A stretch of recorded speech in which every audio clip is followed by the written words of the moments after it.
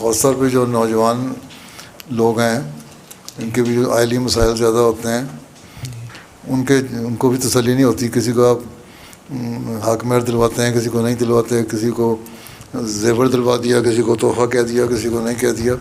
وہ سارے ارشادات جو ہیں خلفاء کے اصلی انسانی کے ارشادات بھی ہیں، بعض کے فیصلے وہ سارے پڑھے ہیں خود.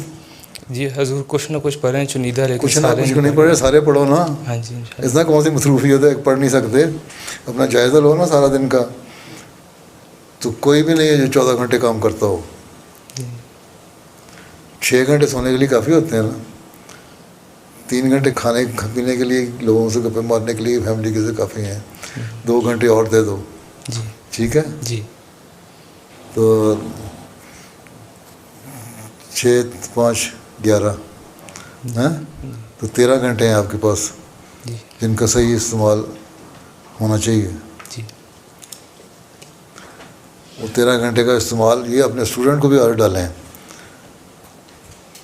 جو اسپیشلائز کرنے والے اسٹوڈنٹ ہوتے ہیں نا، جو بڑی ریسرچ والے یا دوسرے رشین اسٹوڈنٹ یا امریکن اسٹوڈنٹ جو پاس ہیں، ان کی ایوریج رشین کی بلکہ زیادہ ہے. وہ 13-14 گھنٹے پڑھتے ہیں.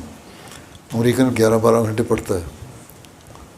تو یہ عادت پڑے گی تب وہ یہ عادت اسٹوڈنٹ میں ڈالنی چاہیے آپ کو.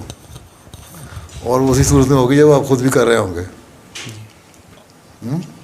دعا کی درخواست ہے، انشاءاللہ ہم کوشش کریں گے. دعا کے ساتھ عمل کرنا پڑتا ہے.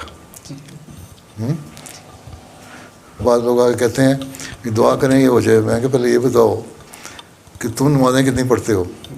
پتہ لگتا 3. میں کہ تمہاری دعائیں ہیں نہیں تو میری دعا کہاں سے تمہیں لگنی ہے. تو پہلے خود کوشش کرنا ہے. ہاں سر نے یہی فرمایا تھا نا، تم بھی اپنی دعاؤں سے میری دعاؤں کی مدد کرو. تو اس سے بڑا بات کون ہے. ٹھیک ہے نا. جی ان شاء اللہ.